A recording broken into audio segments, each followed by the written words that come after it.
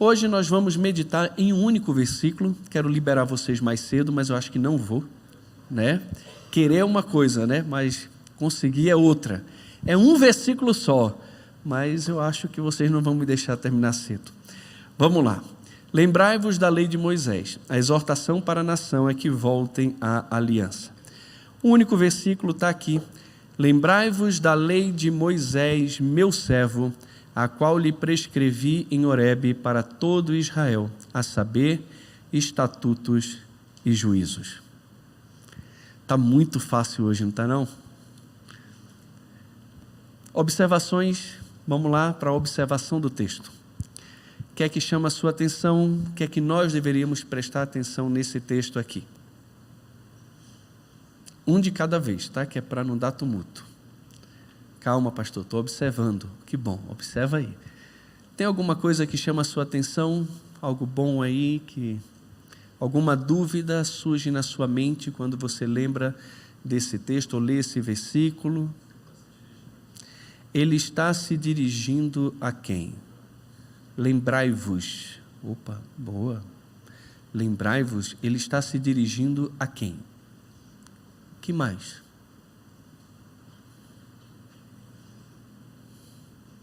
Façam perguntas aí para o texto. As básicas: quem, quando, onde, como, porquê, para quê, para quem. Então, e aí? É coisa básica mesmo. Veja só, isso é o princípio básico de toda interpretação de texto. Quem, quando, onde, porquê, para quê, para quem. Quais são as perguntas que a gente faz para esse texto aqui?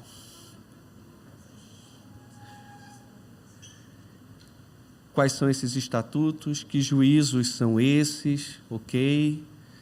Que mais?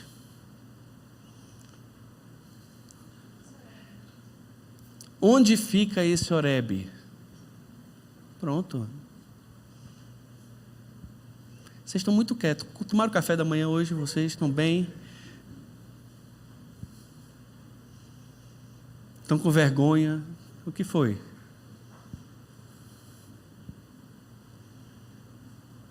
Eu estou ficando agoniado, gente. Vocês estão muito quietos. E aí? Monique, faz a tua pergunta. Não tem, não. Opa, aí, Aécio.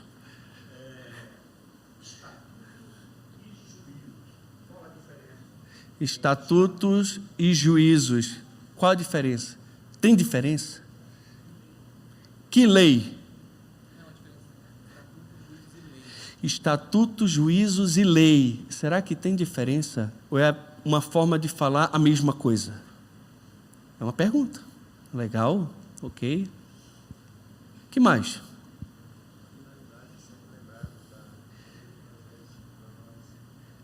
Finalidade, sempre lembrarmos da lei de Moisés para nós. Opa, você falou uma coisa interessante agora.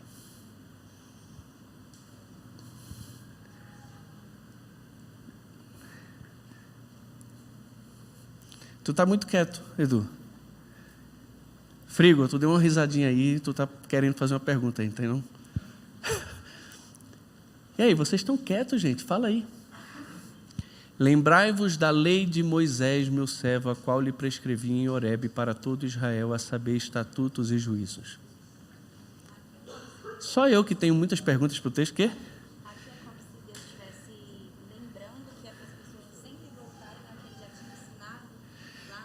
Isso aqui é Deus lembrando ao povo voltar aquilo que ele já havia ensinado para obedecer. Parece que é isso que está acontecendo aqui, né? Opa, a Elaine está monopolizando as perguntas aqui. Ela está... Quê? Quem? Quem é o Israel? Ok, porque é para todo o Israel. Quem é o Israel? Essa é uma pergunta boa. Muito boa. Que mais?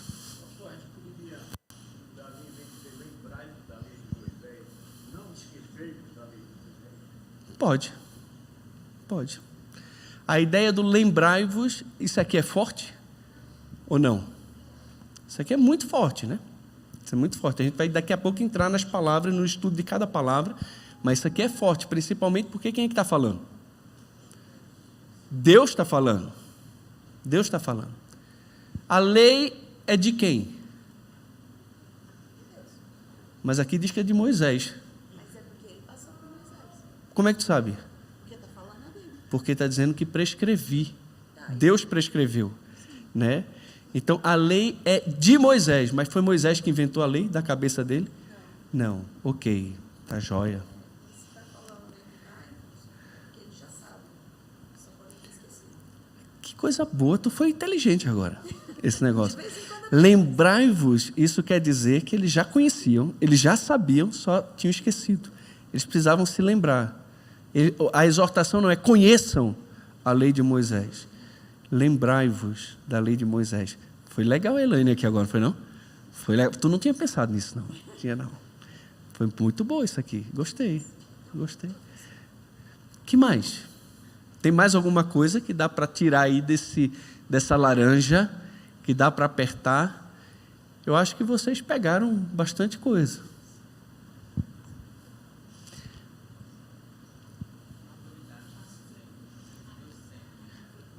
Como é que é? A autoridade de Moisés sendo meu servo. Isso tem peso? Não é servo de qualquer um. E esse servo, o que é isso? Né? Dani.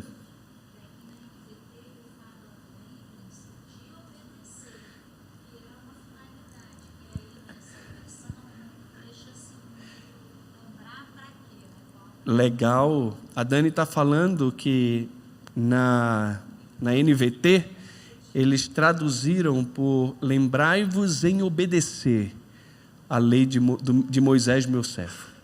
Né? Lembrai-vos de obedecer. Não é lembrar por lembrar. Tá bom, lembrei, mas vou continuar andando no caminho que eu quero. Não é isso que está por trás quando Deus diz lembrem-se. Não é simplesmente lembrar. É lembrar para um propósito, para uma finalidade. E isso também vai estar ligado ao contexto do próprio capítulo 4, do versículo de 1 a 3, que vocês já viram aqui. Tá? Então vamos caminhar um pouquinho, senão minha esposa diz que eu dou muito espaço para vocês falarem. Vamos lá. Qual é a advertência de Deus ao povo? Está fácil aqui, né? Lembrai-vos. Verbo no cal, imperativo, segunda pessoa do plural. O sentido é manter a mente para atenção ou consideração. Tá? Então, veja só. É lembrai-vos, e não é um pedido, é uma ordem. Pastor, mas o imperativo nem sempre tem peso de ordem. É verdade. Mas sempre que Jesus fala, e Deus fala, e está no imperativo, você não pense que é um convite. Você não pense que é um convite. Quando Deus fala, é sempre ordem.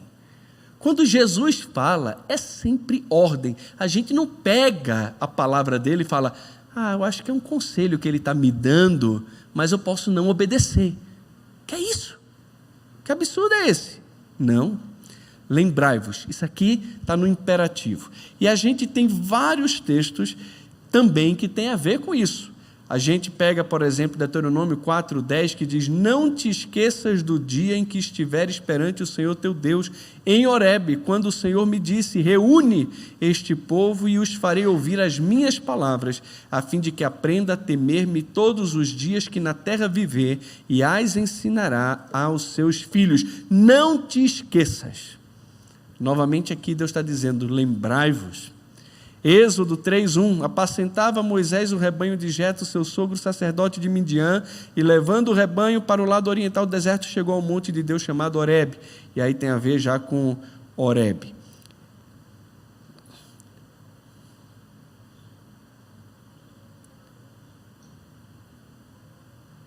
Ok. Aqui, o povo deveria se lembrar de quê? Aqui vai dizer que da lei, aqui a palavra hebraica é Torá, substantivo comum, feminino, singular, está no construto, o sentido é lei, coleção, um inteiro corpo de lei coletado, algumas vezes 5 ou mais livros de Moisés, e as outras vezes um determinado conjunto de leis, né? E Moshe, que é Moisés, substantivo próprio, masculino, singular, absoluto, o gênero aqui, o sentido é tirado da água, se refere ao profeta e legislador e líder do Êxodo.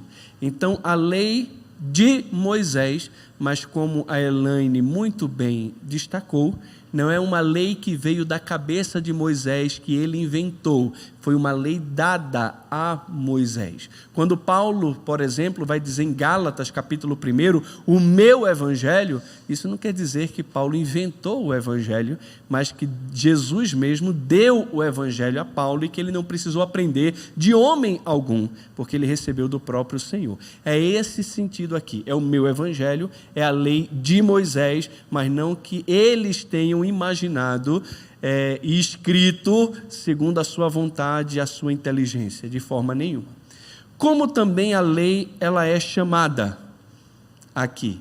Aí entra o que vocês perguntaram, está ligado aos estatutos e aos juízos, né? O substantivo comum, masculino, plural, absoluto, significa porção, lei, prescrição, e o sentido aqui é de regulamento, uma regra autoritativa. É a ideia aqui de prescrever. Quando fala ali, a qual eu vos prescrevi, isso tem a ideia aqui de estatuto. É algo que está escrito e que tem autoridade. Foi Deus que prescreveu esses estatutos. Então, tem esse sentido aí de regulamento. Deus deu um regulamento, uma porção de uma lei escrita para que o povo pudesse obedecer. A melhor forma que a gente tem de obedecer a Deus é conhecendo os seus estatutos, é conhecendo aquilo que Deus nos deu escrito. É a porção escrita, é a norma escrita. Deus se deu a revelar aos homens por palavras, primeiro de maneira oral, depois através de Moisés, que escreveu o Pentateuco, depois os profetas, depois os apóstolos, e toda a vontade, o plano de Deus e a norma de Deus para o seu povo foi escrito. Deus deu a conhecer a si mesmo e a sua vontade para a nossa vida, para a nossa regra, para a nossa conduta, por meio daquilo que está escrito, por meio dos seus estatutos e também dos seus juízos, substantivo comum masculino plural absoluto, que significa julgamento, decisão. O sentido aqui é uma determinação de certo e errado em questões legais. Uma vez que eu tenho um estatuto que diz claramente qual é a norma, qual é a regra, agora eu também tenho um padrão claro onde eu posso ser julgado pelas coisas certas e erradas que eu fiz. Então, o próprio Senhor Jesus disse que as palavras que Ele diz, essas palavras é que nos julgarão no último dia. Nós seremos julgados pela palavra de Deus, por aquilo que está prescrito, pelos seus estatutos, que também nos trazem juízos. Tá? Então, o povo deve se lembrar, lembrem-se da lei. Lei de quem? De Moisés. Lei de Moisés, que também são estatutos e juízos. Uma lei que não foi só oral, uma lei que foi escrita, que foi prescrita e que, por meio dela, nós seremos julgados, para o bem ou para o mal. Agora, nós quem? Tá? Qual a relação também de Moisés? Porque a gente falou, a lei de Moisés, o que fala? Quem é Moisés? O que é que o texto diz? Meu servo, não é só servo, é o meu servo. E essa palavra também, o substantivo comum, singular, está no construto e tem o sentido de subordinado, um servo. Um título de humildade para alguém de posição de autoridade inferior ou de estatura. Se uma relação entre duas pessoas ou entre uma relação de uma pessoa e Deus. Então, Moisés é esse servo que, mesmo tendo uma posição de líder e de autoridade, ele é o cara que libertou o povo do Egito, maior potência da época. Deus usa esse homem para libertar o seu povo por meio de sinais e maravilhas, e ele tira o povo do deserto. Ele é o grande líder. É o cara que envergonhou a maior potência do mundo e o maior líder da época, um homem simples que tira uma nação inteira, um povo inteiro da escravidão e vai guiar esse povo no deserto em direção a uma terra que Deus havia prometido. Uau, que cara! Ele diz, ele é o meu servo. Ele não é esse cara todo, ele é apenas o meu servo. O homem que eu escolhi, que dei autoridade, coloquei, instituí numa posição de liderança, mas ele é o meu servo. Ele é servo apenas e nada mais. Eu sou de Paulo, eu sou de Apolo, eu sou de Pedro, eu sou de Cristo. Aí Paulo diz, quem é Paulo? Quem é Pedro? Quem é Apolo? Servos por meio de quem crestes, e isto porque Deus concedeu a cada um. Não existe essa pessoa, não, somos servos. Irmãos, isso porque o Senhor concedeu esse privilégio a cada um. É um privilégio estar na obra, servir na obra, às vezes estar em posição de liderança, é um privilégio, mas ninguém pode esquecer, principalmente a pessoa que exerce essa posição, que ele é apenas um servo. Mas não é um servo de qualquer um, é um servo do eu sou, é o servo de Deus, e isso traz a ele autoridade, né?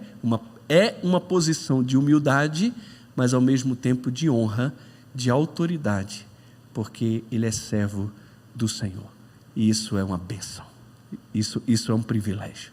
Então essa é a relação de Deus com Moisés, ou de Moisés com Deus.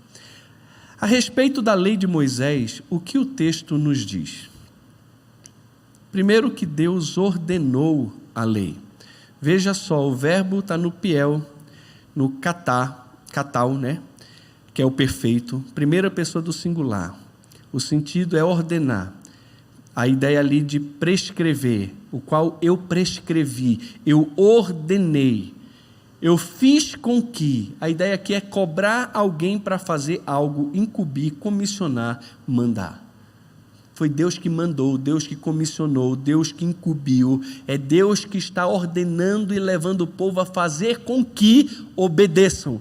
Eles devem se lembrar daquilo que Deus prescreveu a Moisés a fim de obedecer. É essa a ideia que a NVT, na sua liberdade de tradução dinâmica, colocou já a ideia, o sentido aqui que está no texto original. Não é lembrar por lembrar, é lembrar daquilo que Deus prescreveu, daquilo que Ele ordenou, que Ele quer fazer com que as pessoas andem por aquele caminho. Tá? Deus ordenou a lei em Horebe, substantivo próprio singular absoluto, o sentido aqui é Monte Sinai, lugar da teofania de Deus até a geração do Êxodo e o lugar onde os 10 mandamentos foram dados aos israelitas. O Monte Sinai, ele fica aí nesse cantinho lá embaixo. Uma coisa que é interessante, porque Israel vai mais ou menos até aqui, no iniciozinho ali do Mar Vermelho aqui, né? Vocês sabem, o mapa lá de Israel, lá no canto aqui, a gente tem Eilat, lá na pontinha, onde junta ali, e depois ele segue para lá, onde tem a faixa de Gaza, e onde todo mundo sabe onde fica hoje, né? Ali, perto onde está Sodoma, Mar Morto, ali. Quando a gente sai da Jordânia, foi o voo que eu fiz para o Egito, eles não podem passar no espaço aéreo de Israel, seria um espaço tão pequeno. Pensa ali onde está Sodoma e o Egito, seria muito perto, mas aí eles têm que descer lá por baixo, onde está perto ali o Monte Sinai, e depois subir para poder ir para o Egito. Algo que seria rápido, 1 hora, demora ali mais de 3 horas para poder fazer esse percurso.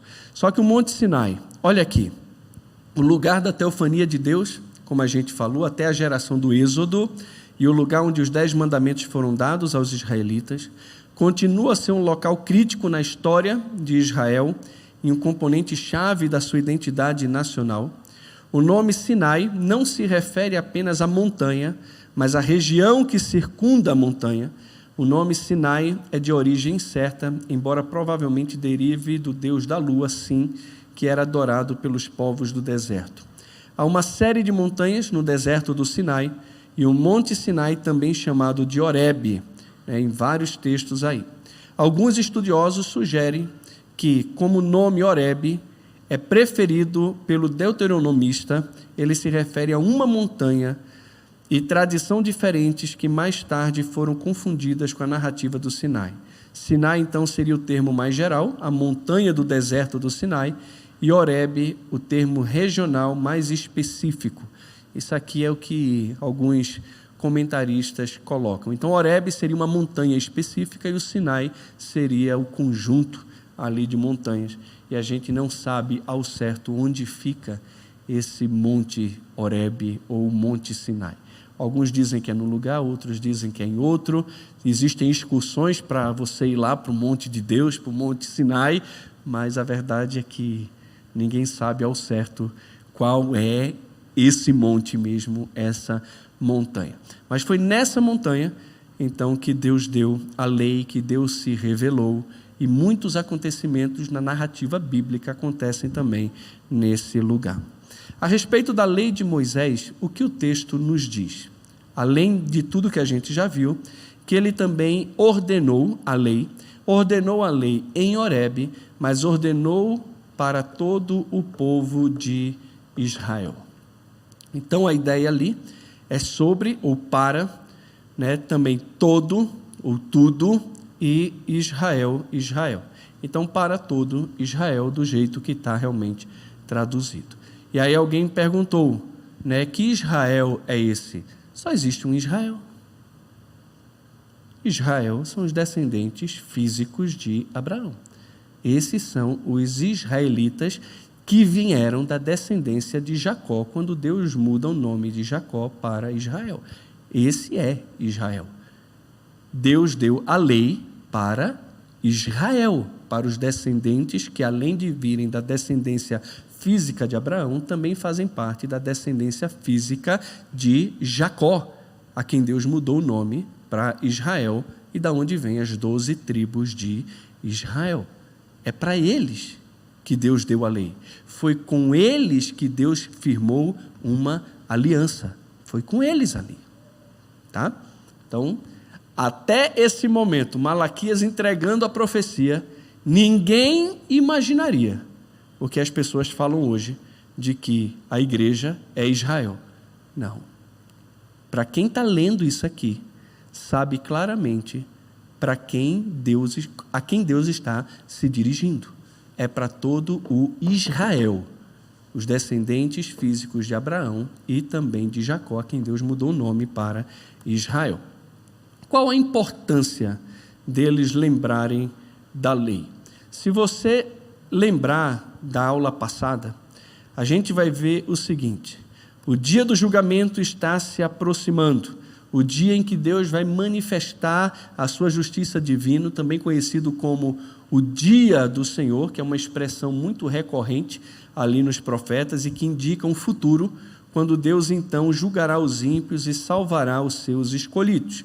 Então, para os arrogantes, aqueles que se consideram abençoados, o dia da vinda do Senhor arde como fornalha, onde eles serão queimados como palha e consumidos desde as raízes até os ramos. Em contrapartida, para os que temem o nome do Senhor, esse momento será então como o sol da justiça. E essa imagem, meus irmãos, ela transmite a ideia da chegada de um período de justiça, de um período de paz para aqueles que temem o Senhor.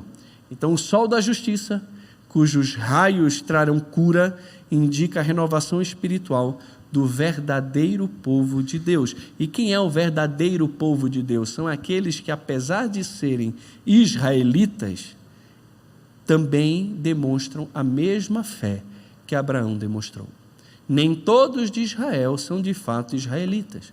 Quando Deus se levanta e promete julgar, inclusive a sua nação, você pode ter certeza que ele vai julgar mesmo. Porque o fato de Deus ter escolhido Israel como seu instrumento, né, como uma ferramenta instrumental, não quer dizer que ele escolheu Israel para a eleição da graça. Somente o Israel que crê, somente o Israel fiel é que faz parte, de fato, desse povo de Deus, desse remanescente do Senhor. Tá bom? Então, assim como os bezerros saltam no campo depois de permanecerem presos no estábulo, o remanescente fiel desfrutará da alegria e dessa liberdade características da chegada do Senhor. Nesse tempo, se tornará evidente a diferença entre os justos e os ímpios, a tal ponto que os fiéis pisarão sobre os perversos, como se eles fossem pó sobre os seus pés. No versículo 3 do capítulo 4 fala sobre isso. A imagem então retrata novamente esses bezerros saltando no pasto e pisando o pó da palha que foi queimada. E agora, no capítulo 4, no versículo 4, que é o nosso texto, Deus chama o povo a relembrar da lei de Moisés, meu servo. E, como a gente viu, esse verbo, lembrem-se, é utilizado para exortar o povo a recordar a revelação que haviam recebido do Senhor, o seu Deus, e a responder a essa recordação, tanto com humildade, como também com obediência. Se lembrem da lei de Moisés. A gente já está no final de Malaquias. Olha quantas advertências Deus está dando. Olha quantas repreensões Deus deu. Afinal de contas, é uma mensagem de juízo de Deus. De juízo, Ele está repreendendo o povo. Mas há pouco tempo atrás, no capítulo 3, a gente também viu Deus chamando o povo a prová-lo na sua fidelidade. Provai-me nisto, para ver se eu não serei fiel à minha palavra. Se vocês estão sofrendo por causa da atitude de vocês. Vocês estão oferecendo dilacerado, coxo, doente para mim. Ofereça ao governador de vocês. Vocês dizem que eu sou o pai, mas vocês não me honram. Vocês ignoraram a minha lei. Os sacerdotes não ensinam mais ao povo. Os levitas não são mais fiéis. Está tudo pervertido porque vocês se esqueceram da lei de Moisés, o meu servo. Lembrem-se da lei de Moisés, porque o juízo está vindo. Lembrem-se da lei de Moisés, se arrependam, voltem, eu estou pronto para restaurar vocês. O texto que o pastor Miguel pregou aqui. Quando o Senhor restaurou a sorte de Sião, ficamos como quem só, a gente ficou ababacado. A gente não acreditava no que estava acontecendo. Deus nos restaurou a nossa terra, Ele nos tirou do cativeiro, mesmo que em 3 etapas ali, Zorobabel, Esdras, Neemias, mas o povo foi voltando, e esse retorno a uma terra assolada, mesmo assim trouxe alegria ao coração do povo, porque Deus estava cumprindo a sua promessa. Ele disse que depois de 70 anos o povo voltaria, e de fato Deus honrou e restaurou o povo à sua terra. Agora na terra, o povo ora ao Senhor e clama ao Senhor: restaura, Senhor, a nossa sorte. Como assim? O Senhor não restaurou? Não, mas restaura como as torrentes do Negueb. Traz abundância, traz fartura à nossa vida. E como Deus está pronto para fazer isso, só que é o que Deus está dizendo para o povo: lembrem-se da lei de Moisés. Se vocês se lembrarem para obedecer, vocês vão desfrutar das bênçãos que eu tenho para vocês nessa terra. Porque essa aliança, ou essa lei que Deus deu a Moisés, irmãos, é uma lei condicional. É diferente da lei que Ele deu a Abraão, que é uma lei incondicional, uma aliança incondicional. Se a aliança de Abraão promete aos descendentes de Abraão a terra em possessão perpétua, e Deus estabelece os limites da terra, e Deus chega para Jacó e diz: está vendo a terra onde estás deitado? Eu darei esta terra. Mas peraí, me disseram que esta terra é celestial, porque Abraão viu a pátria celestial e se alegrou. Então Abraão não estava esperando a terra física ali. Não. Olha a promessa de Deus para Jacó: a terra em que estás deitado, esta terra, pronome demonstrativo, esta terra eu darei a ti. Jacó nunca na vida dele deitou na terra celestial. Ele deitou numa terra física. Esta terra te darei. Então, a promessa da terra é incondicional. Só que o desfrute na terra, ela era condicionada à obediência do povo na terra. Se o povo não obedece, Deus então traz não as bênçãos da aliança, mas as maldições. E foi exatamente o que aconteceu. Eles sofreram porque haviam desobedecido ao Senhor ao ponto de serem levados cativos. Mas depois que o tempo se cumpriu, Deus honra a sua palavra e volta o povo para a sua terra. E agora o povo está dizendo: restaura, Senhor, a nossa sorte como as torrentes do Negev. E parece realmente que o salmista está dando o caminho. Os que com lágrimas semeiam, com júbilo ceifarão. Quem sai andando e chorando enquanto semeia, voltará com júbilo, trazendo seus feixes. Aquele que caminha e chora o choro do arrependimento, do lamento, do clamor do perdão, receberá de Deus a restauração, o vigor e a vida. Deus está sempre pronto para perdoar. Não existe pecado que Ele não perdoe. Não existe a vida destruída que possa estar, que Ele não seja capaz de restaurar. O que Ele está dizendo para um povo que havia esquecido Deus no coração, nem sequer no coração intentava honrar e temer e dar honra ao nome de Deus. A esse povo rebelde, a quem Deus está se dirigindo aqui em Malaquias, Ele está terminando o livro dizendo: por favor, lembrem-se da lei de Moisés, eu estou pronto para abençoar vocês, mas vocês precisam se arrepender, vocês precisam se lembrar e voltar ao que está prescrito, para que na hora do juízo, vocês sejam encontrados como justos e não como ímpios, como pessoas que temem o meu nome, não como aqueles que desprezam o meu nome, para que quando o dia do Senhor chegar, vocês não sejam destruídos, mas possam brilhar como o sol da justiça. Deus tem caminho de bênçãos para a gente, caminho de bênção, a gente que muitas vezes ignora o Senhor. A expressão Moisés, meu servo, relembra aqui o papel de Moisés no sinal, como intermediário da entrega da lei divina para o povo de Israel. E a esperança de ter Deus ao nosso lado nesse dia, o dia do Senhor, e a certeza de que Ele está atento também aos corações comprometidos com Ele, devem sempre nos motivar a agir diariamente para a glória do Senhor, para a glória do nosso Deus. Agora, para pensar um pouco, vamos lá. E é aqui que talvez demore a vida toda, eu espero que não. Até que ponto a igreja está debaixo da lei de Moisés? Porque, de acordo com o nosso texto, diz que a lei de Moisés era para todo o Israel. E a igreja está debaixo da lei de Moisés? Então, eu tenho algumas perguntas para a gente refletir sobre isso. Se ela está, ela pode reivindicar as bênçãos da aliança e sobre ela também pode cair as maldições da aliança? Ou não? Porque a lei de Moisés é uma lei condicionada. Existem promessas nessa lei que de fato apontam para uma prosperidade que não é espiritual, mas também material. Deus repreende o devorador, Deus faz com que o gado tenha cria, o pasto vai ficar bom, as mulheres não serão estéreis. Existem promessas de Deus claramente reveladas nas Escrituras para aquele que obedece à lei. Aí nós temos igrejas neopentecostais fazendo campanha de prosperidade, porque se estamos realmente debaixo da lei, então as promessas dessa lei recaem sobre nós, e eles podem cantar: onde eu colocar a planta dos meus pés, possuirei, sobre mim há uma promessa, prosperarei. E se você não é próspero, logo você está em pecado, porque Deus é fiel. Ele não pede para provar? Então eu vou provar. Então, a igreja está debaixo da lei? Se sim, então ela está debaixo da bênção e também da maldição dessa lei. Olha a bronca. Não, pastor, eu não estou porque Jesus me salvou da lei. Ah, é? Que legal. E agora você se coloca debaixo dela de novo? Como é isso? Veja só.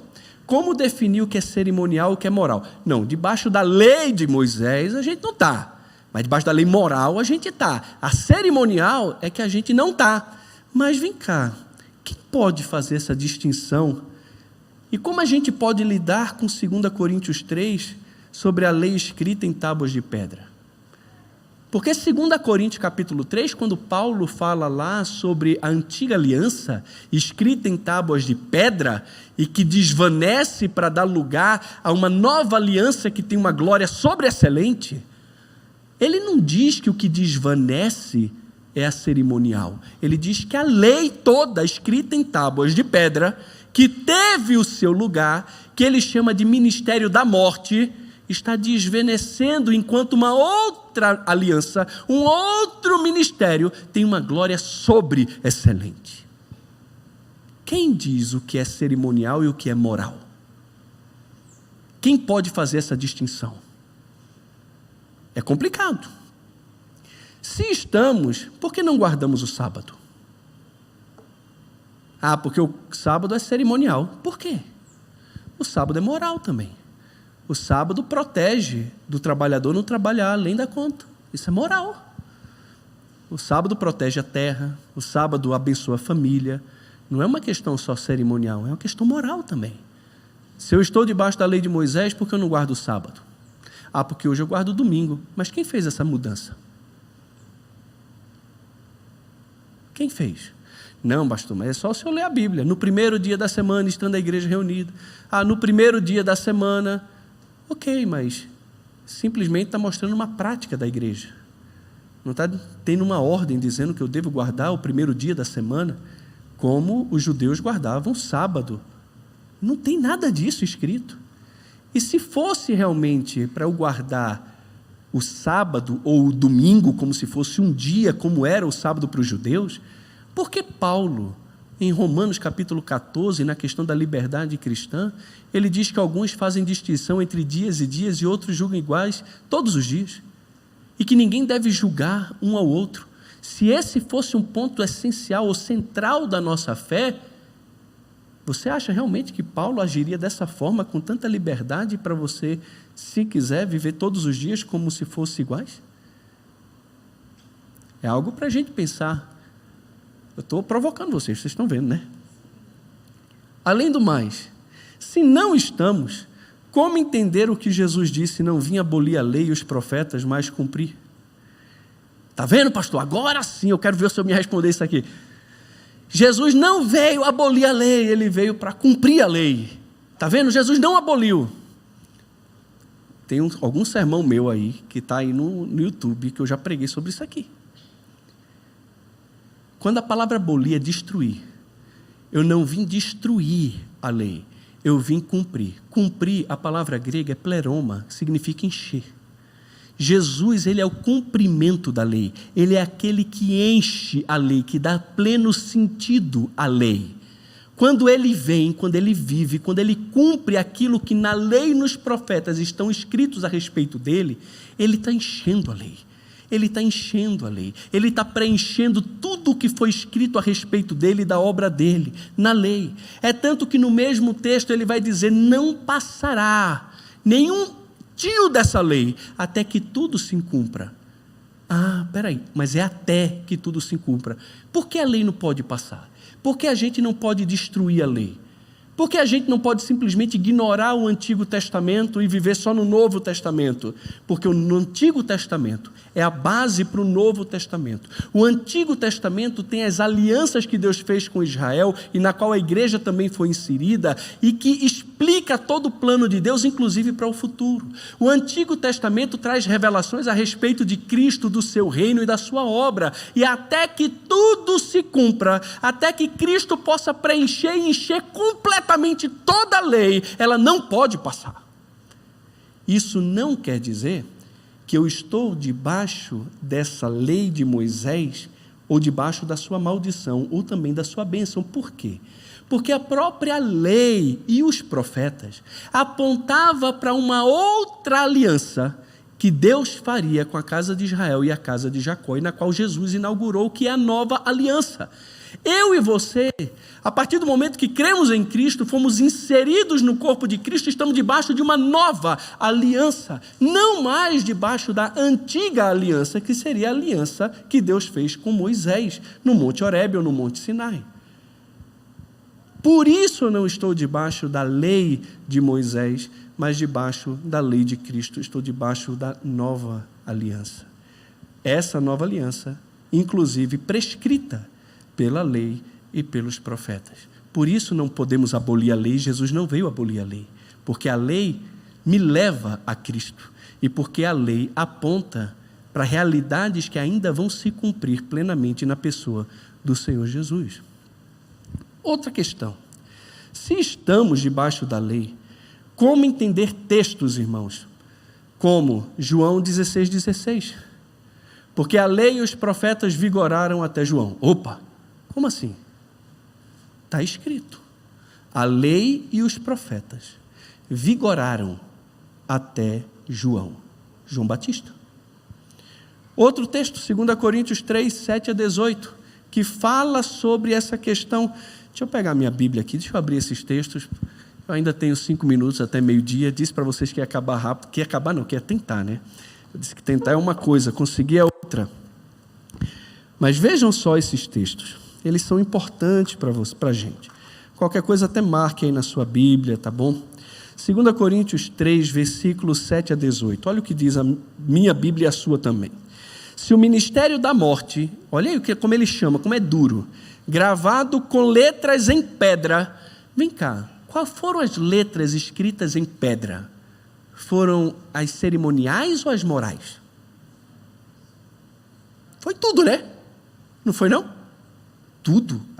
Os 10 mandamentos foram escritos em tábuas de pedra, que é ministério da morte. Esse ministério, ele se revestiu, estava no passado, de glória, a ponto de os filhos de Israel não poderem fitar a face de Moisés por causa da glória do seu rosto, ainda que desvanecente. Como não será de maior glória o ministério do Espírito?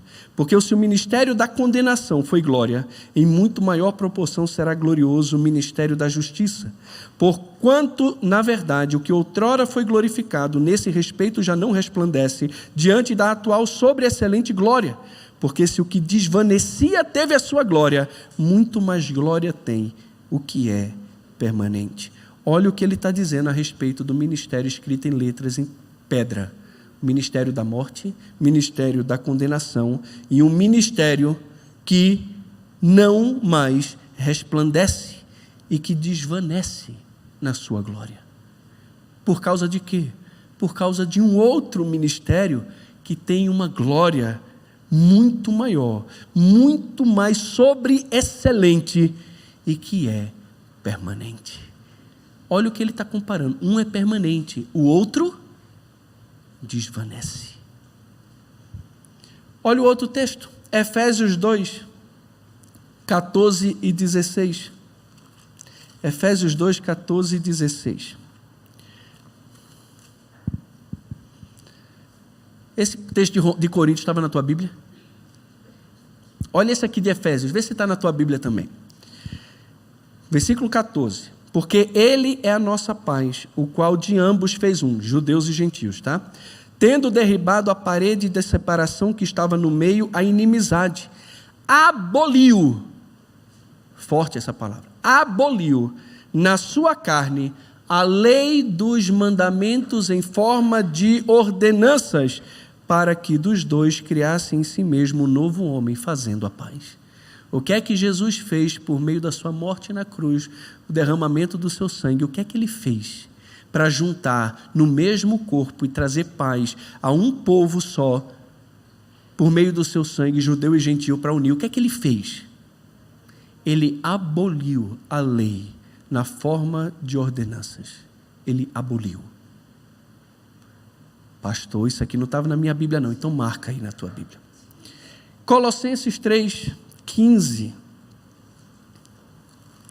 Colossenses capítulo 2, 13 a 15. Diz assim a palavra do Senhor também.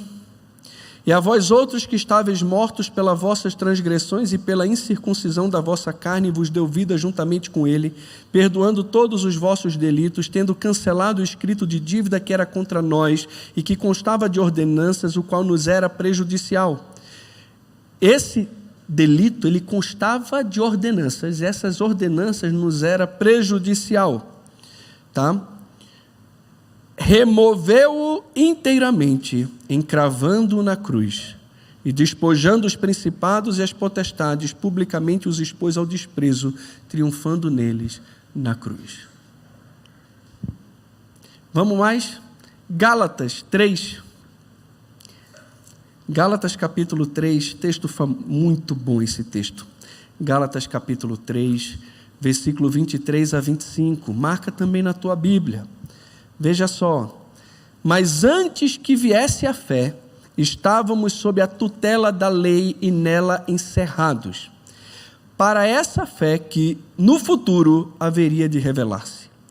De maneira que a lei nos serviu de aio para nos conduzir a Cristo, a fim de que fôssemos justificados por fé. Mas tendo vindo a fé, já não permanecemos subordinados ao aio. Mas peraí, para tudo. De maneira que nos serviu de aio. Quem nos serviu de aio? A lei nos serviu de aio para nos conduzir a Cristo. Mas agora não permanecemos subordinados ao aio, pois todos vós sois filhos de Deus mediante a fé em Jesus Cristo, porque todos quantos foram batizados em Cristo, de Cristo vos revestistes. De Sarte não pode haver judeu, grego, escravo, liberto, nem homem, nem mulher, porque todos vós sois um em Cristo e sois de Cristo, também sois descendentes de Abraão e herdeiros segundo a promessa. Eu não estou subordinado ao aio, não estou subordinado à lei, não estou. É Paulo que está dizendo, sou eu não, tá? Está aqui, você marca aí na sua Bíblia. Pastor Eduardo falou, não, Pastor Eduardo só leu o texto, eu não fiz nada. Olha aqui, Romanos, vamos para Romanos. Romanos 7, Romanos capítulo 7. Estamos caminhando para o fim, tá, irmãos? Fica calminho aí que daqui a pouco você vai almoçar. Romanos 7, de 1 a 6. Porventura ignorais, irmãos, pois falo aos que conhecem a lei, que a lei tem domínio sobre o homem toda a sua vida. Ora, a mulher casada está ligada pela lei ao marido, enquanto ele vive. Mas se o mesmo morrer, desobrigada ficará da lei conjugal, de sorte que ela será considerada adúltera, se vivendo ainda o marido unir-se com outro homem. Porém, se morrer o marido, estará livre da lei e não será adúltera se contrair novas núpcias. Assim, meus irmãos, também vós morrestes relativamente à lei, por meio do corpo de Cristo, para pertencerdes a outro, a saber, aquele que ressuscitou dentre os mortos, a fim de que frutifiquemos para Deus. Porque, quando vivíamos segundo a carne, as paixões pecaminosas postas em realce pela lei, operavam em nossos membros, a fim de frutificarem para a morte. Agora, porém, olha o termo, libertados da lei, estamos mortos para aquilo a que estávamos sujeitos, de modo que servimos em novidade de espírito e não na caducidade da letra. O que é que ele está dizendo aqui? Nós fomos libertados da lei e que nós estamos mortos para aquilo a que estávamos sujeitos. Estamos mortos para ela. Pastor, está difícil esse negócio. Romanos 10, 4. Não preciso nem ler, porque o fim da lei é Cristo. Hebreus, último texto aí. Hebreus capítulo 8.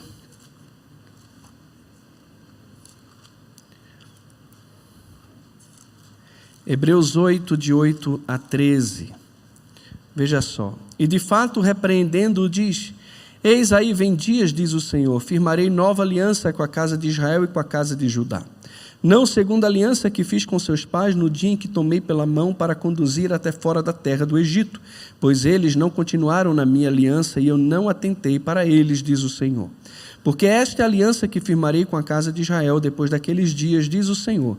Na sua mente imprimirei as minhas leis, também no seu coração as escreverei. E eu serei o seu Deus e eles serão o meu povo, e não ensinará jamais cada um a seu próximo, nem cada um a seu irmão, dizendo: conhece ao Senhor, porque todos me conhecerão, desde o menor deles até o maior.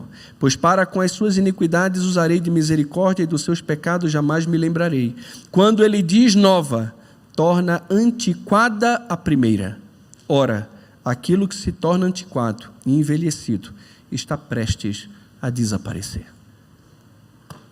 Aí você chega às suas conclusões. Qual? Não, João não, é Lucas, tá?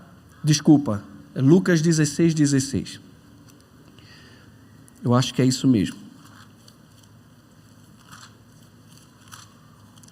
Lucas 16:16. A lei e os profetas vigoraram até João. Está aqui. Aplicação, irmãos. Nós também somos chamados a esperar pelo dia do Senhor como filhos de Deus, seguidores da justiça e praticantes do seu amor, dando testemunho da reconciliação realizada por Jesus Cristo. Quais são as implicações desse chamado para a nossa prática cristã cotidiana? Lembre-se da palavra do Senhor, vivam de acordo com as Escrituras, ame o seu próximo, vive em obediência ao Senhor e mantenha sua fé em Cristo, para que quando Ele voltar, na sua vinda, não sejamos encontrados envergonhados. É esse o texto de 1 João capítulo 3, versículo 16 a 24, que nós acabamos de ver há pouco tempo na exposição aqui. Como a igreja é abençoada em se lembrar da lei de Moisés, servo do Senhor? De muitas formas, irmãos. É a lei que nos conduz a Cristo. É a lei que mostra o quanto nós somos pecadores. É a lei que nos impulsiona ao Salvador, mostrando que todos os homens estão perdidos e no pecado. Porque a lei, ela avulta o pecado. Ela mostra que todo homem é indesculpável diante de Deus, porque todos pecaram. Ninguém atingiu o padrão da glória de Deus, todos pecaram.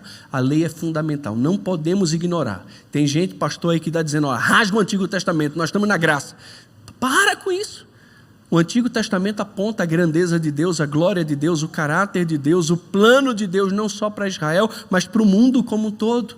Aponta também para a obra que Cristo não só fez, como também fará no futuro. A gente não pode deixar de conhecer o Antigo Testamento, que seria essa lei de Moisés, esses estatutos e esses juízos do Senhor. Mas também a igreja pode ser abençoada, e como você individualmente tem sido abençoado e abençoada por se lembrar da palavra do Senhor no seu dia a dia. Quais bênçãos te alcança pelo fato de você viver apegado às Escrituras e à palavra fiel?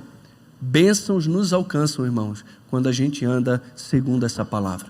Tiago vai dizer para a igreja, não sejam ouvintes negligentes, mas operosos praticantes, para que vocês sejam bem-sucedidos naquilo que vocês forem realizar. Quem anda pela palavra do Senhor, anda por caminho seguro, um caminho de bênção em todas as áreas. Então, nos lembremos da palavra do nosso Deus. E não importa a situação em que você se encontra hoje, o nosso Deus, Ele é rico em misericórdia e em perdão. Ele está pronto para perdoar e restaurar todo aquele que tem andado longe dos seus caminhos, mas que se volta para Ele de forma humilde e disposta a obedecer. Vamos obedecer? No caminho da obediência existe bênçãos para a nossa vida, sem falar que é sempre o melhor caminho. O pessoal fala, pastor, é muito difícil. Rapaz, os mandamentos de Deus, de acordo com João, não são penosos. Não são penosos.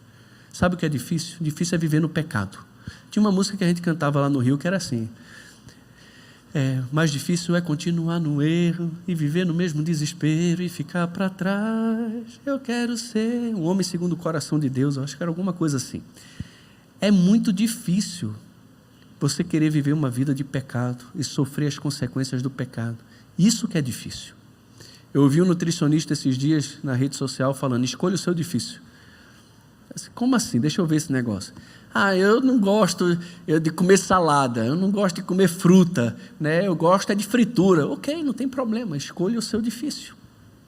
O seu difícil vai te levar a ficar obeso, talvez ter artérias aí entupidas, né? Vivendo uma vida horrível. Ok, está tudo certo, a vida é tua. Escolha o seu difícil. É difícil comer fruta? É difícil comer salada? Então, escolha o seu difícil. Eu não consigo fazer exercício todo dia, para mim é muito difícil. Bom mesmo é ficar no sofá com a perna para cima, vendo Netflix. Ok, está tudo certo, a vida é sua, escolha o seu difícil.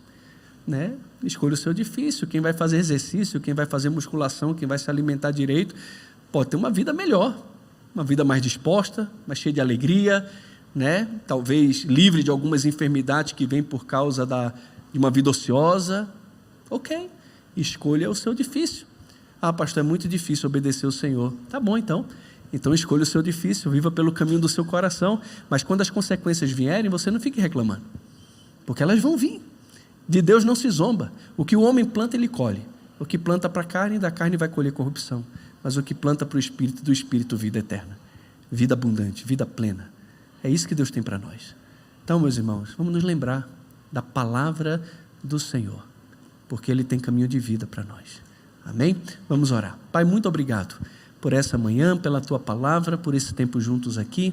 Abençoe ricamente a nossa vida, esse momento agora que vamos ter de almoço, alguns com amigos, irmãos, familiares, com o próprio irmãos da igreja aqui. Que o Senhor abençoe esse tempo agora, abençoe nossa tarde, que à tarde, à noite tenhamos um tempo também de edificação por meio da escola dominical e também do culto. Fala ao nosso coração. No nome de Jesus que oramos. Amém.